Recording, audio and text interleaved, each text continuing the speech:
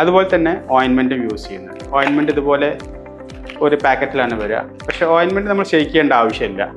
ഓയിൻമെൻറ്റും ഇതുപോലെ ഒരു വാൾവ് തന്നിരിക്കും. ഓയിൻമെൻറ്റ് ഇതുപോലെ പൊട്ടിച്ചെടുക്കാം. ട്യൂബ് ഓപ്പൺ ചെയ്തതിനു ശേഷം ഈ വാൾവ് റിമൂവ് ചെയ്യാം. എന്നിട്ട് ഈ ക്യാപ്പ്, ഇതിനും അതുപോലെ ഹോൾസ് ഉണ്ടാവില്ല. ഇത് പിന്നോ സൂചിയോ വെച്ച് വീണ്ടും അത് നേരത്തെ പറഞ്ഞ പോലെ തന്നെ ഹോൾസ് ഉണ്ടാക്കാൻ പാടില്ല. ഓൾറെഡി ഹോൾ ഉണ്ടാക്കാനുള്ള പ്രൊസീജിയർ ഇതുപോലെ തന്നെ തന്നിട്ടുണ്ടാവും. ഈ ക്യാപ്പ് ഇതിൻ്റെ മുകളിൽ നല്ലവണ്ണം പ്രസ് ചെയ്ത് കഴിഞ്ഞാൽ ഓട്ടോമാറ്റിക്കായിട്ട് ഇതിൽ ഓയിൻമെൻറ്റ് പുറത്തേക്ക് വരുന്നു. പിന്നെ ഓയിൻമെൻറ്റ് യൂസ് ചെയ്യുമ്പോൾ വളരെ ശ്രദ്ധിക്കേണ്ട ഒരു കാര്യം, ഒരുപാട് ഇവിടെ ഓയിൻമെൻറ്റ് പ്രസ് ചെയ്യാൻ പാടില്ല. പ്രസ് ചെയ്ത് കഴിഞ്ഞാൽ ഈ ഓയിൻമെൻറ്റ് കംപ്ലീറ്റ് ആയിട്ട് പുറത്ത് വന്നിട്ട് ഓയിൻമെൻറ്റ് വേസ്റ്റ് ആയി പോകും.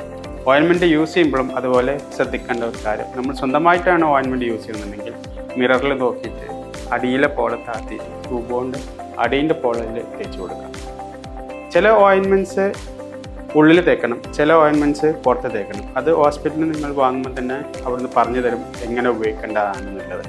സോ ഇപ്പോൾ പറഞ്ഞ പോലെ നമ്മൾ യൂസ് ചെയ്ത് കഴിഞ്ഞാൽ നമുക്ക് ഡ്രോപ്സിൻ്റെയും ഓയിൻമെൻറ്റിൻ്റെയും മാക്സിമം ബെനിഫിറ്റ് നമുക്ക് കിട്ടും ചെയ്യും.